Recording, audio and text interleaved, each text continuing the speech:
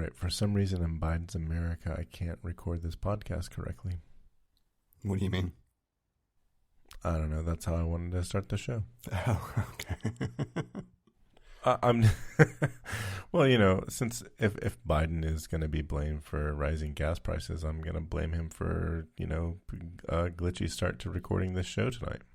Yeah, I can get on board with that train of thought, especially since you would then also have to blame him for appropriate handling of a pandemic and economic growth and stability and some other things there. Some good ideas for infrastructure. Yeah. I mean, he's still part of the problem, but he's not like the worst part of the problem. Yeah, I think at the moment that goes that's a different show, though.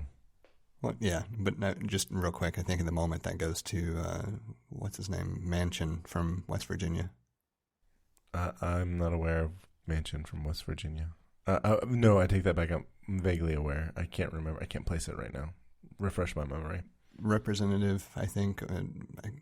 I can't remember if he's in the House or the Senate, but it's representative from West Virginia who has very strong ties to like the coal mining and production establishment, I guess, for lack of better phrasing, and so as opposed to a number of clean energy initiatives. Basically, the reason the Democrats at this point can't just push through something with the simple majority, because they need his vote as well. I bet they could use Lauren Boebert's vote. The name rings a bell, but she's a representative from Colorado. She specifically represents a district in the top left corner of Colorado. I'm assuming that the Coloradians describe their state top left, top right, so forth, because they're in a rectangle. Anyway, I only brought her up because there's a trending hashtag that is hashtag Lauren Boebert is so dumb. She was the first person I heard say, I don't want no Fauci, ouchie, whatever. Oh, okay. That's probably why the name rings a bell. Yeah, she's one of those. So I saw you put a number of notes in for follow-up that seems to be tracing what you were thinking of as a prediction across the span of multiple episodes and just got confused on, maybe, or couldn't remember, or what? No, yeah. I'm a mess. Last show, episode 58, I predicted that the chips going into the computers that were announced yesterday, which I also got that date wrong. I was assuming that it was going to be an event today, but they did a Monday event because Google was doing their event today. Anyway, in episode 58, I predicted that they would be using the Firestorm and iStorm microarchitecture, which is the same thing that the 814 chips use. And in episode 54, episode 54, I had said it would be new ones that like the A15 was based on, which are Avalanche and Blizzard.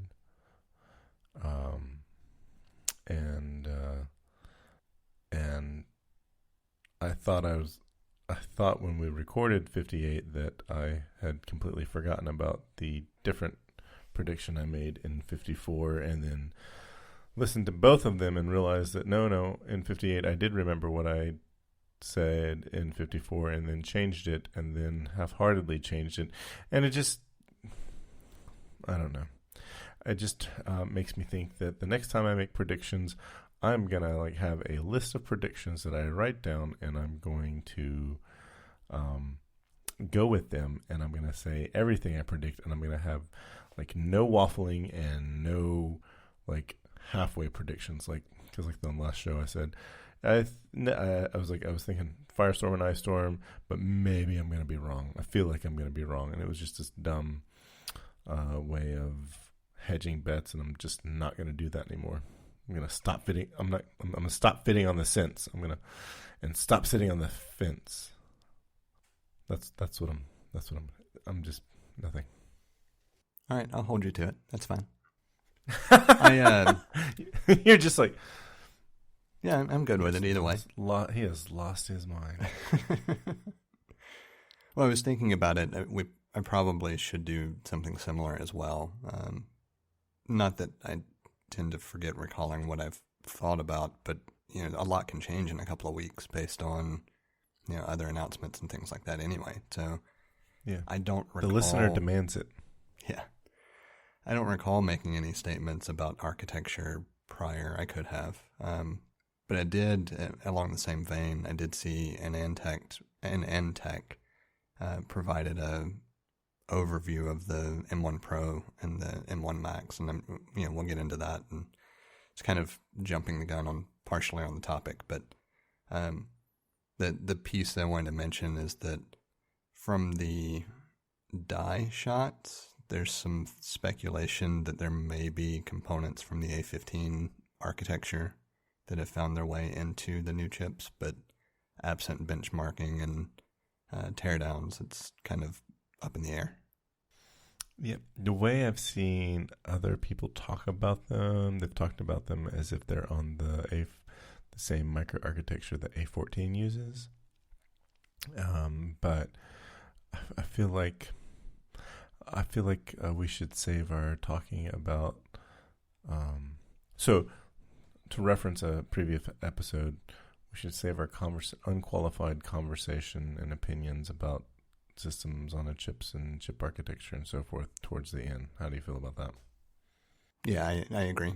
I just wanted to mention the link up front because I'll include it in the notes for anyone who wants to know what we know at the time of recording about the architecture.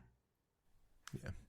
Well, I also included a link from Snazzy Labs where Dr. Snazzy is talking about the chips and is sort of talking about them in a way where it made me think that he didn't specifically say anything about the iStorm and Firestorm and iStorm, which is the microarchitecture code names that were used for A14 and the M1. And yeah, I dove pretty deep into the naming conventions and what's going on there since our last episode, so I could share my list. It would look like a long list in the notes if I put them there, like the vice president's list, but it'd be pretty fast. Yeah, you can certainly drop it in.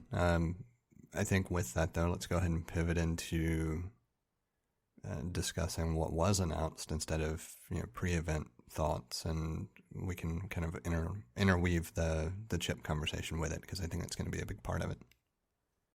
Yeah. So we got chunks and a notch. Yeah. I don't know. My big takeaway is that this is a course correction on the general design language, but at the same time, I almost kind of think it's futile. And the reason I say that is because if you think about pro workflows, most of them are using equipment that connects in some way that is not a native port anyway. Tell me more. So we'll use audio production as an example. For most studio-based projects, sure, you've got a USB-C cable or Thunderbolt cable going to a device, but that device is allowing you to plug in, XLR inputs and larger analog audio jacks and things like that. Like, professional equipment doesn't normally just give you like a straight cable from a device into a USB-C or a Thunderbolt port. That's what I'm meaning. And so it's great. I'm not knocking anything against it. I think it is a positive course correction on the most widely used ports for general day-to-day work. But any of the seriously heavy-duty workflows that these machines seem to be aimed for at the high end are going to plug in all sorts of adapters and all anyway. Well, so I wouldn't consider an audio. So this gets rid of dongles for the most part. Not entirely. You still looks like you would still need an Ethernet dongle. But this more or less gets rid of the dongles, which makes sense to me. I agree with you. This is a course correction. This is the MacBook Air or the MacBook Pros that we should have gotten 5 years ago instead of the ones that we did get. At least with some Intel chips or whatever. But yeah, this was I was very enthusiastic about what I saw, just from the outside alone.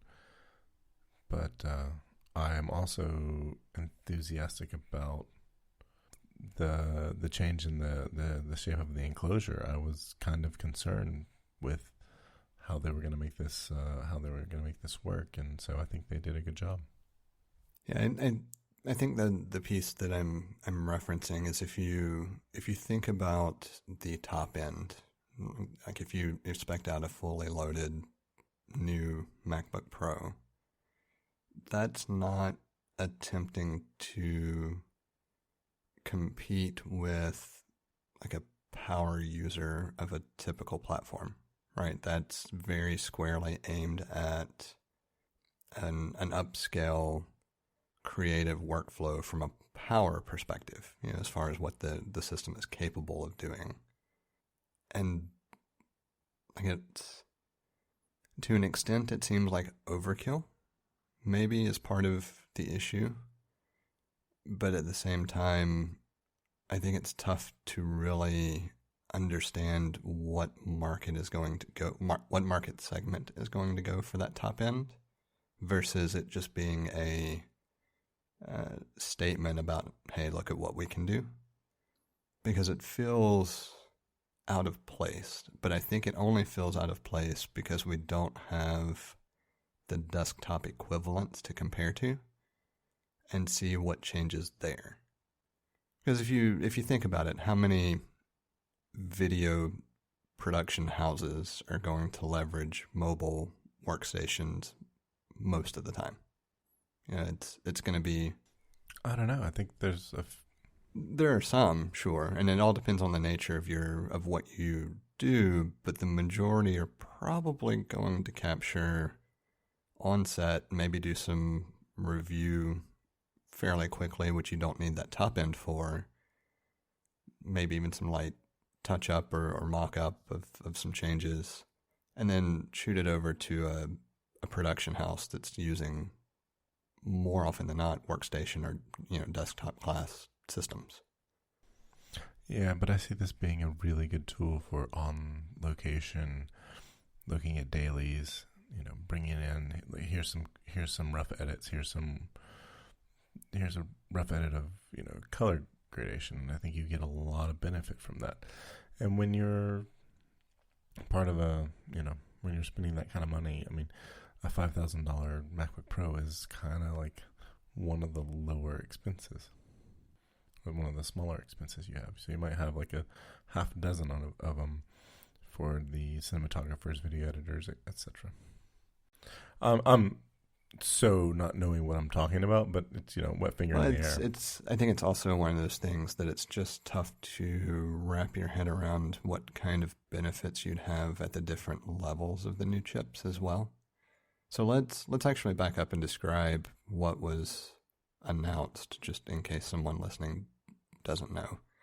So we got next generation AirPods, which I personally don't care too much about, but it's a welcome addition. It was overdue, I think, by a bit. And then the new Apple Silicon based high performance MacBook Pros. Oh, you forgot about the new colors for the HomePods. I didn't forget. I just didn't care. But fair enough. And the voice and the Apple Music voice plan. Yeah. I didn't understand that for until maybe when they showed it in comparison with the other plans you could get with Apple Music, I was like, oh, okay, now I get it. I had the same. I didn't understand the narrative until that slide where they showed the breakdown. Yeah. But by far and away, the key thing that is most interesting and will be most talked about are the new MacBook Pros. And design changes and all aside, this is the first iteration Pro-level machine where we see Pro-level compute power, just raw system performance changes.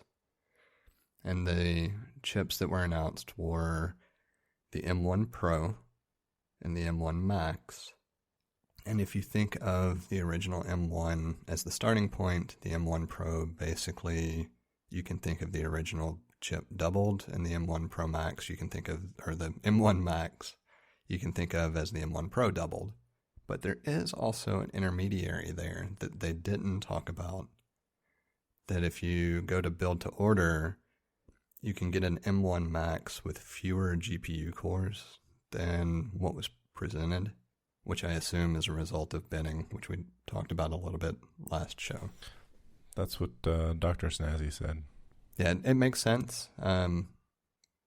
The point that it was kind of leading up to or making prior to giving a real brief rundown, the M1 blew away the competition.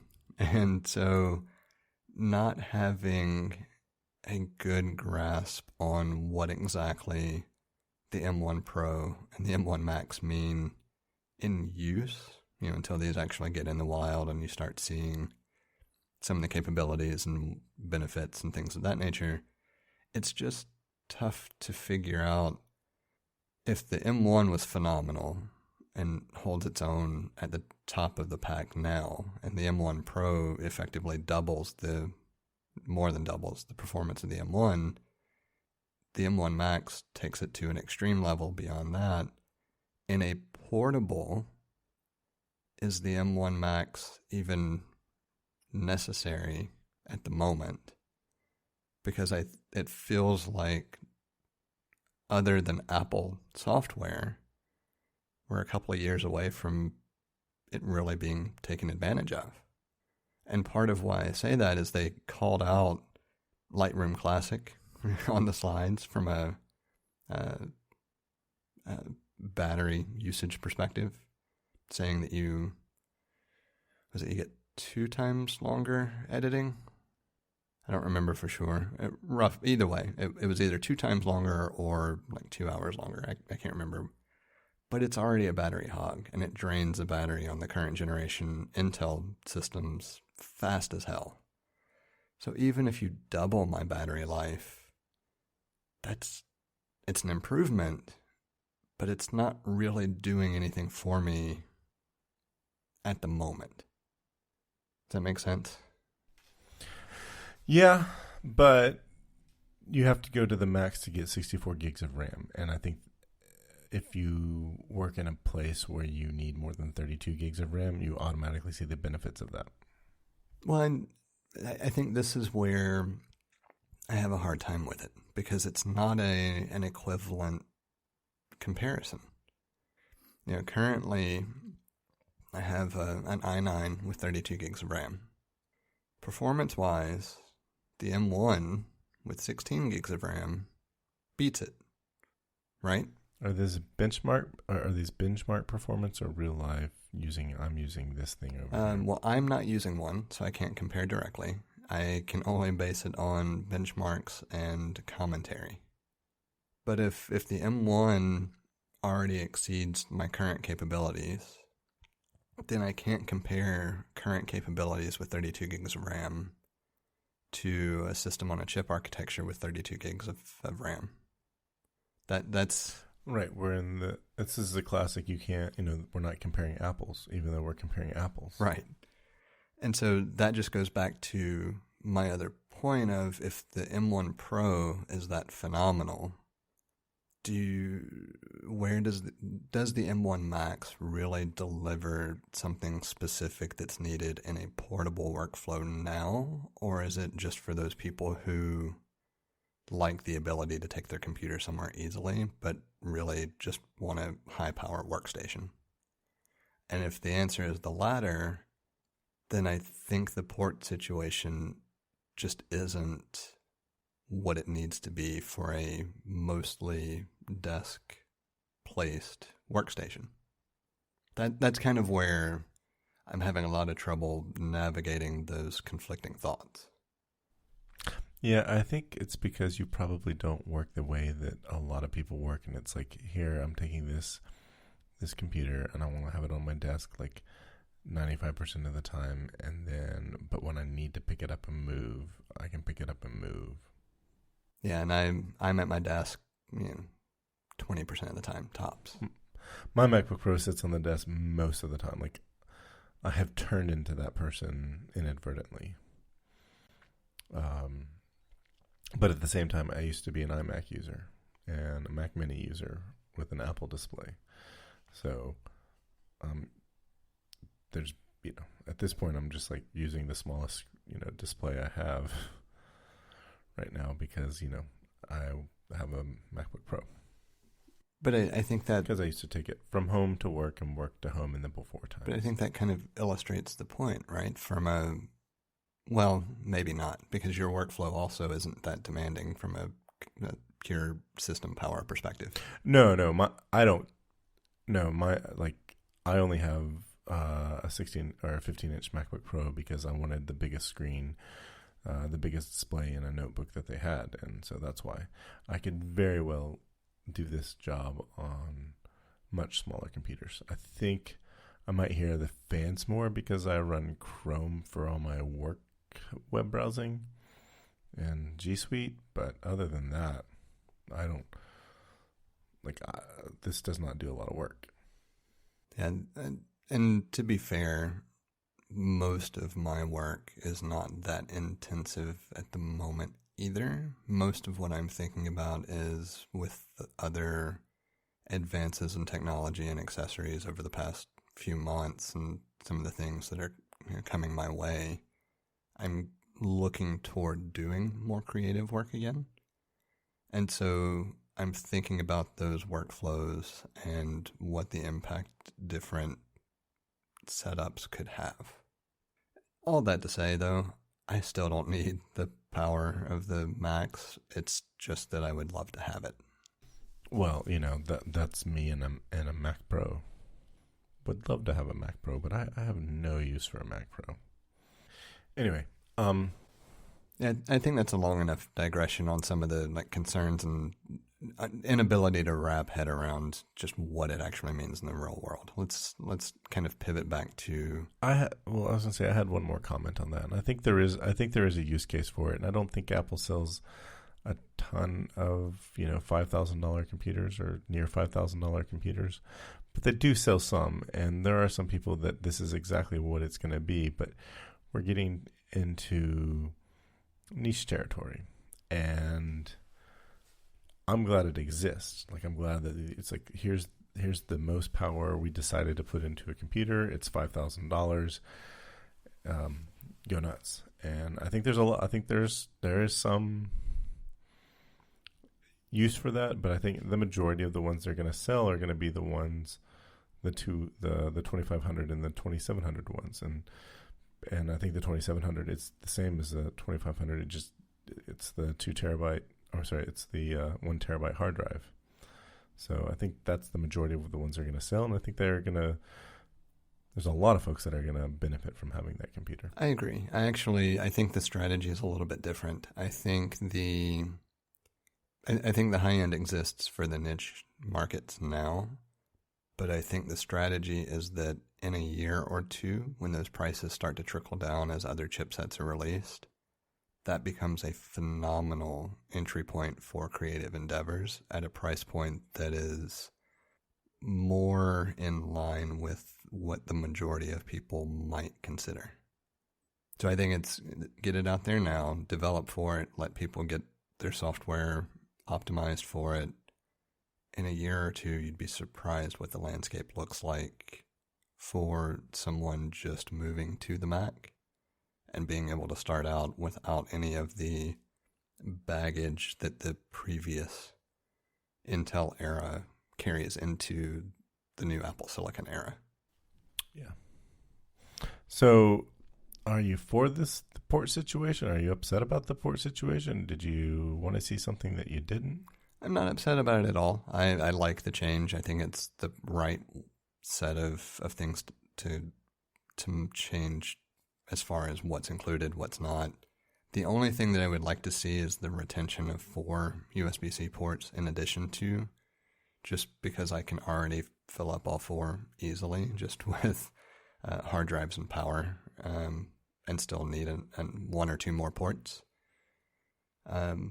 But you have the MagSafe 3 for power.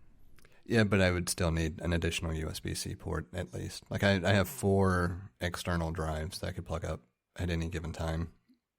Not to mention if I were... So you're basically in the same... Yeah, I mean, either way, I'm in the same right position that I was before. But I also realize that's not... Unless you unplugged power.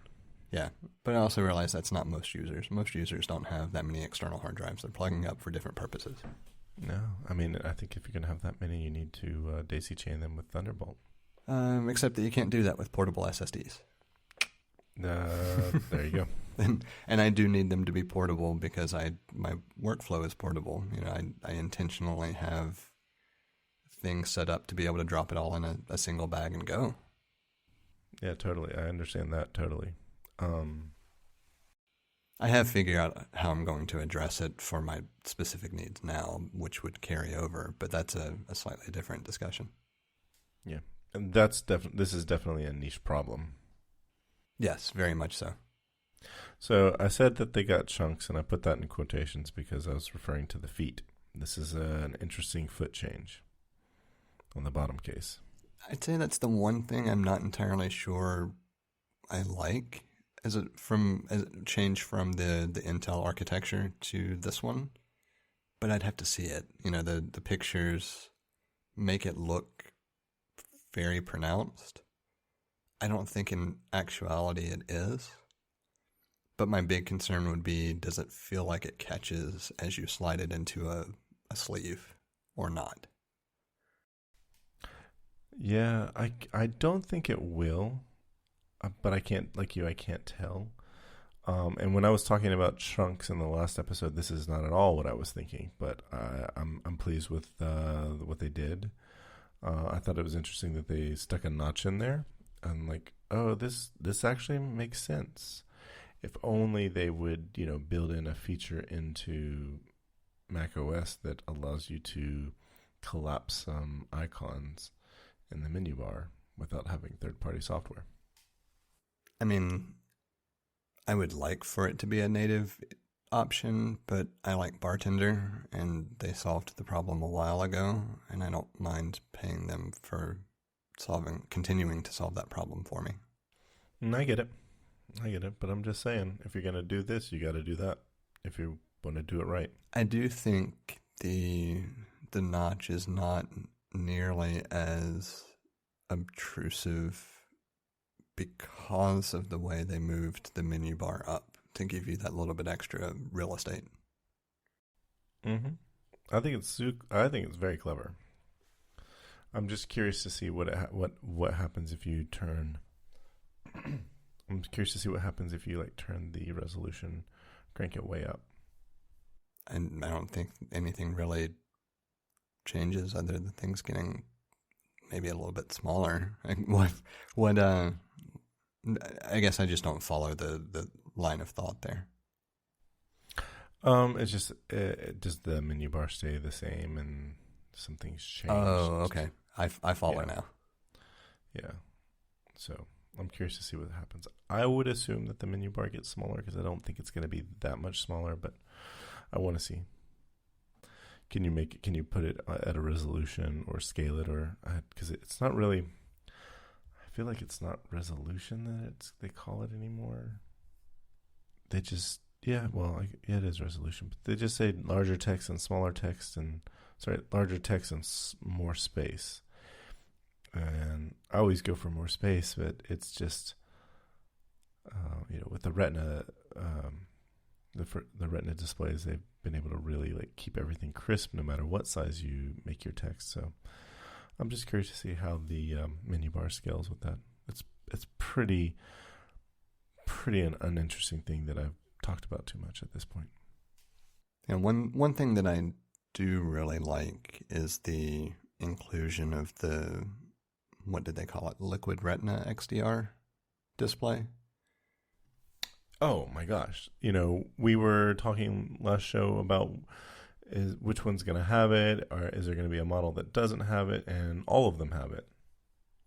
Yeah, like as much as I prize my real estate as far as working with, going back to the resolution comment, working with photos and things, I would consider the 14-inch just because there's no feature disparity between the models depending on how you spec it. Right. You can get the bin, like the base 14 is probably bin chips for core, lower core count. But you can certainly get a 14-inch unless you want a Pro Max, or sorry, M1 Max. You can match the 14, which I am glad they did that. But it's liquid. You can put the top of the line M1 Max in the 14. I did not see that. I spent far too much time on the build to order stuff. But it is Liquid Retina XDR. Now, were you build to order on Space Gray or Silver? Oh, Space Gray. I don't mind silver at all, but I've gotten accustomed to the darker tint, and I kind of like it as far as if I have it in a photo, in a backdrop or something, it just photographs better in most of the environments that I'm in. Oh, yeah. Okay. I have the Space Gray, and I don't think I'd ever get it again. Yeah. I like it. Yeah. I don't have the aversion to Space Gray that you do. I didn't realize you could get... it's not an aversion. I think it's a really pretty color. I prefer the silver. I just sound like I have an aversion to it. So, yeah, I didn't realize you could get the Max in the 14-inch, but you certainly can, just like you said. Yeah, I've priced out a couple just to see what I would probably select and how bad it would be, and there's no way I would buy this year. Like that. Yeah, I remember you sending me like, that's a car payment. The only way I'm going to buy an Apple Silicon MacBook Pro is when they've released the second generation, and I can potentially get one at a much more budget-friendly price for me. Yeah. I speaking of pricing, I did a bit of math on this, and I compared it to the 2006 MacBook Pros, the first ones with the Intel chip. And so in 2006, the base model 15-inch sold for $1,999, and adjusted for inflation in 2021, that's $2,719.97. So these Macs are the base model is less expensive at $2,499. So it's $220, and if you adjust for inflation from 2006, it's $162 less expensive than the 2006, or $162 less in $2006, or $220 less in 2021 dollars. Yeah, I make the comment about Macs being more expensive fairly regularly, but it's half in jest, because going back to even the first Mac that I purchased, like I spent almost $4,000 on that machine anyway. Woo. And the only reason a couple of my Macs have been less expensive was because I took advantage of discounts while I worked there.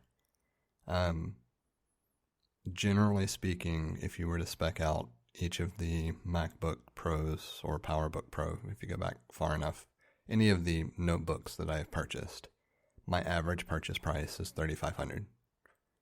So it's not out of line.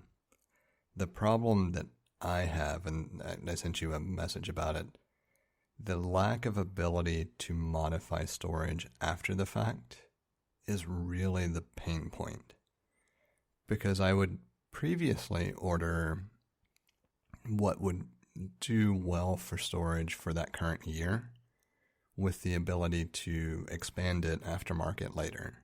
And you can't do that anymore. So you have to budget for 3 to 5 years in advance. Yeah. And that ups the price significantly at time of purchase. And of course, previously I would do that with RAM too, but I don't mind the RAM being a part of the upfront cost. The storage is really the thing that gets me, because that's the thing that's so difficult to predict over time. And that's why you have a Mac Mini sitting headless with the 5 terabyte hard drive attached. That is correct. And so I have a new 2 terabyte hard drive on the way. Yeah, I mean that's what I did. Yeah. It's also why I have a ridiculous amount of overall storage capacity in the neighborhood of 20 terabytes in the house. Yeah. Wow. I was going to say, I asked you the question but didn't answer it myself, but I was happy to see the ports that they came back. And I don't necessarily use all of those ports, but I not on a regular basis, but I would use all of those ports at some point in time, and I'm happy to see them come back. I'm so happy to see MagSafe come back. I really like what they did with MagSafe. Sticking it on the other end is USB-C, so you still have all the flexibility from that was introduced with the USB-C power brick, and the USB-C USB-C ports on the MacBook Pro can also be used for charging if you don't use MagSafe. Yeah, I will say MagSafe alone is something that has made me consider upgrading because I miss it that much. I miss it too. And they went ahead and put in a braided cable. I'm a fan of braided cables, and well, they're far more durable. Yes. So overall, how would you rate the event for 1, meeting expectations, 2, exceeding expectations, and 3, just overall impressions? So I feel like it exceeded expectations because even though almost everything that was mentioned is something I heard in a rumor, I didn't expect to see all of this. And there were a few things that were maybe 1 or 2 things that were not rumored that they shared, and I was like, wow, I did not expect that. So I thought that was cool. The slides that they used to show performance were kind of horrible. They were very horrible, but I also get that they didn't have a good way to compare. No, they didn't. And so it's like you can't put yourself on the line for making, because they're sitting there making a claim, and they can only make this claim in a really vague way. So I actually thought when they introduced the M1, I thought that the comparisons that they did were a lot better. And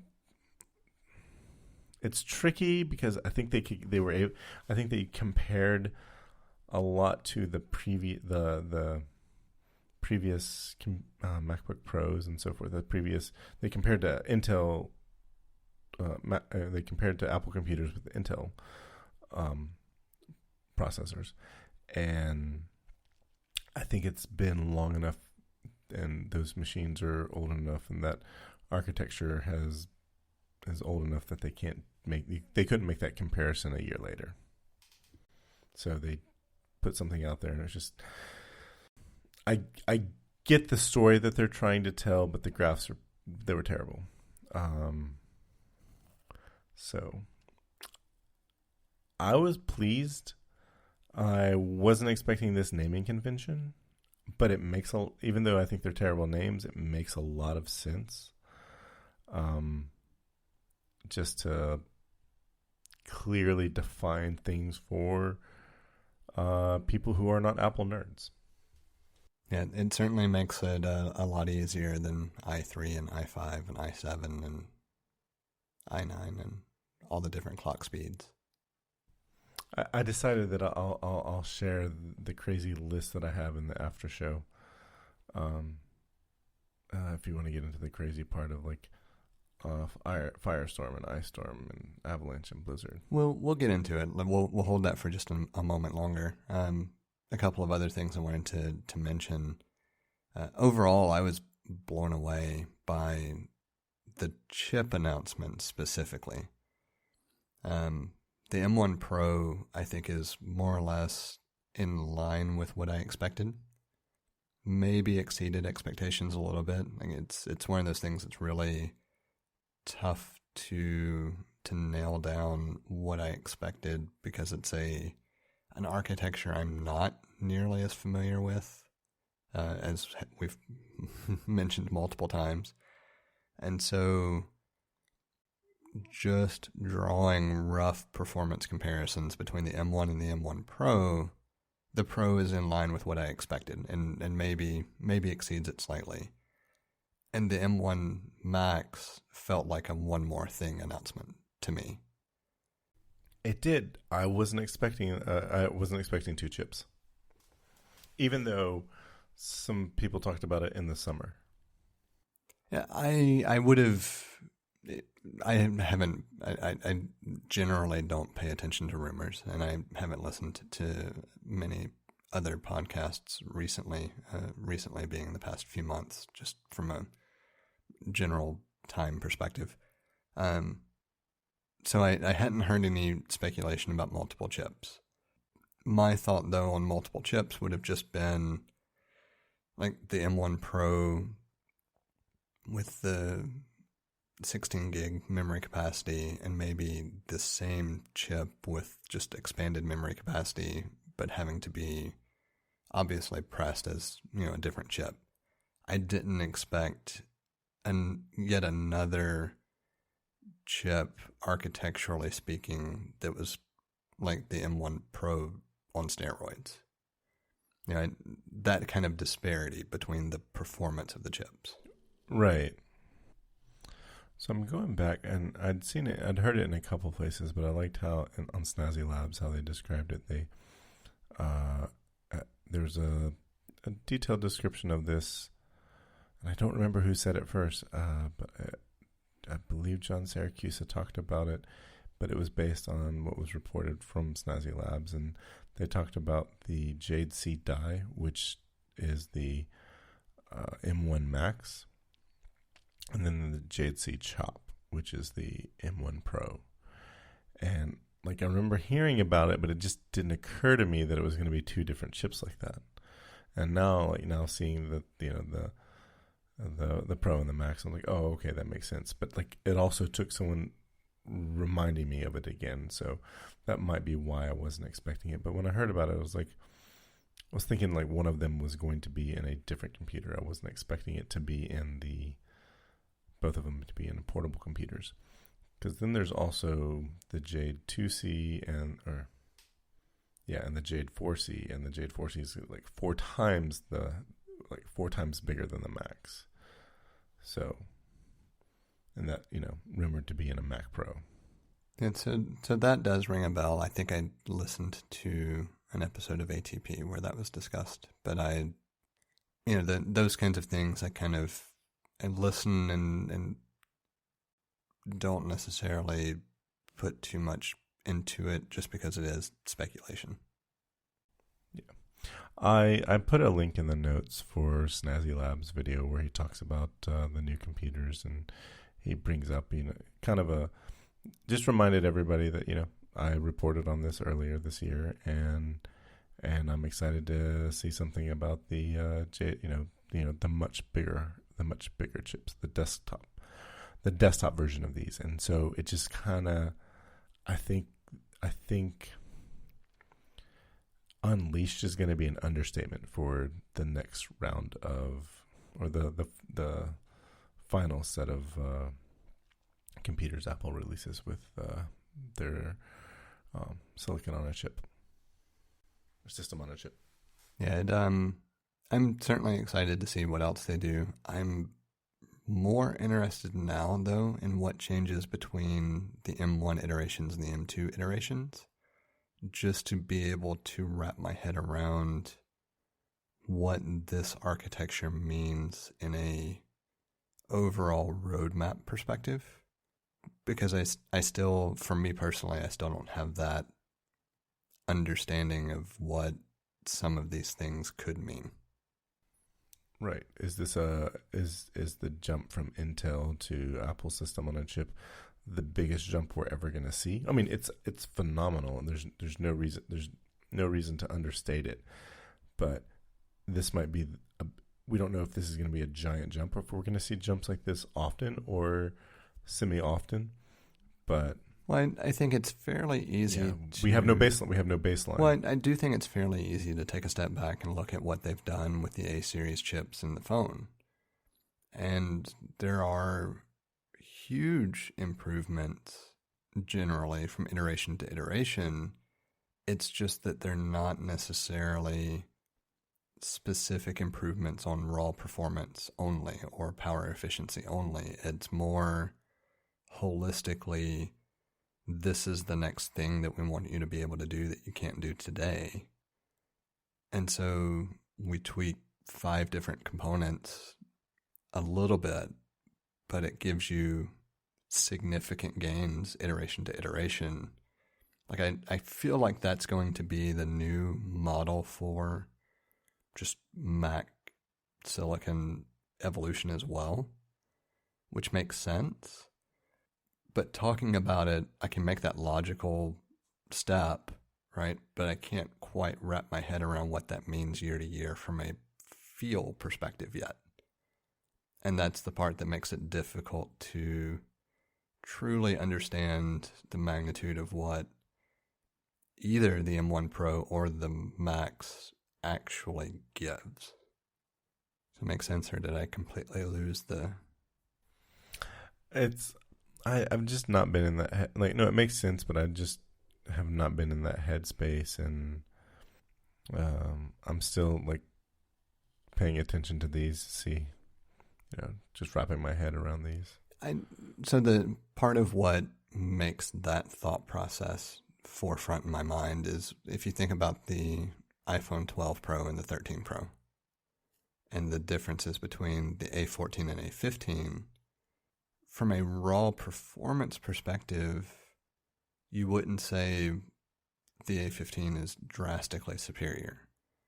And from a raw power efficiency perspective, you wouldn't say it's drastically superior. You saw benefits in both areas, but what really is drastically superior is the combination of those things with the other features and chipsets to enable things like cinematic mode and being able to capture in ProRes whatever number. Like those kinds of things are very difficult to wrap your head around in a quantifiable measure. It's all about the experience of the feature. And it's a huge difference in capability from one device to the next, even if the silicon itself doesn't necessarily reflect that in raw numbers. And I think that's part of why I have so much difficulty understanding what exactly the M1 Pro and the M1 Max give me, because we haven't seen the story around those enhanced features that are now capable of actually being performed other than streaming multiple streams of high-resolution audio or video. Like the example was multiple streams of 8K and multiple displays, that kind of thing. And that makes sense, but that's not the world that I'm in. Yeah. And you're also not in the world that takes advantage of some of those engines or cores that are going to assist in that sort of video editing work. Right. And so that's where I have so much difficulty being able to compare capabilities across the different chipsets and what it actually means to have an M1 Pro or an M1 Max, etc. Like it's all a matter of my workflow doesn't fit, and I don't know what it changes in my workflow in a way to be able to understand actual pure capabilities of the chip itself outside of my workflow. Yeah. To be fair, I don't think the people who are going to take advantage of all those new features understand either. It's going to be fast, but like how fast? Like really how fast? So I don't think you're alone. I don't think you're alone in this in your wonderment. Well, I would say that all of us, or everybody, is in the same situation because the chips haven't shipped. You know, nobody has any hands-on experience with them to be able to explain it in a way that we can wrap our heads around. We only have the announcements. And so it's the same thing that happened in the PowerPC to Intel transition. The only reason that made more sense is because we were accustomed to what Intel chips could do with a different OS and platform. And here there's just no comparison. I would say at this point there's probably a few people that have their hands on these and they're just not allowed to talk about them yet.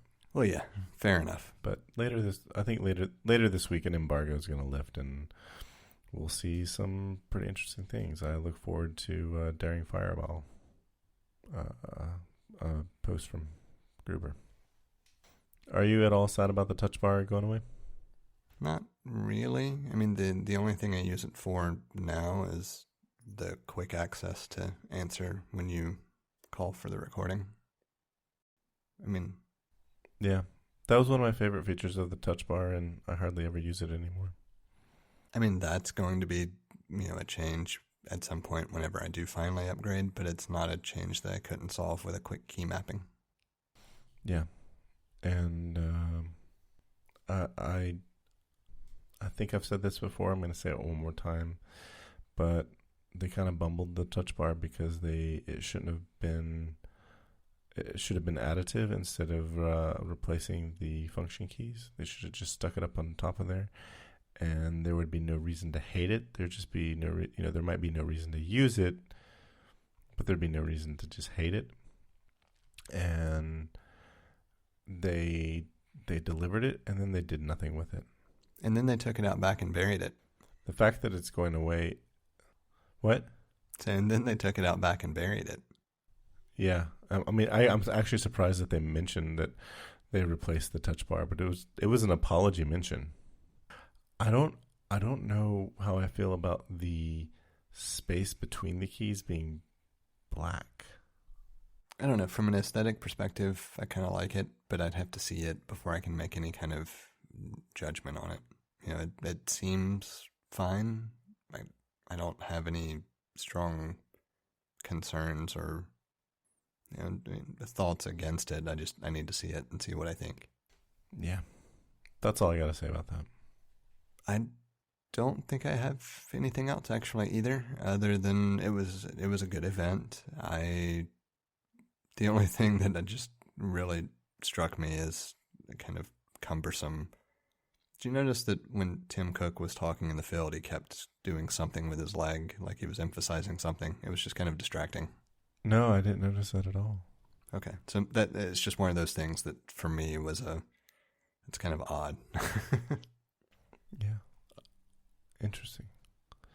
Oh, I do like that they embossed MacBook Pro underneath on the bottom case. I thought that was kind of cool. Nice little touch. Yeah, overall the design does look great. Yeah. If I had an extra $2,700, I'd buy one. We have a number of different ways set up for you to get in touch with us to provide feedback, ask questions, or just comment in about something we've discussed. You can hit us up on Twitter or Instagram at untitled_hosts, or shoot an email over to untitled.hosts@gmail.com. Or get in touch directly with Jesse at jthart.com, or get in touch with me, John, via telepathy. If you would like to support our work or are interested in listening to our new after-show feed, head over to patreon.com/theUntitledPodcast and take a look at the options we have set up. Thank you for listening. We hope you've enjoyed the show. And we hope to connect with more of you as we continue this journey. That's a wrap.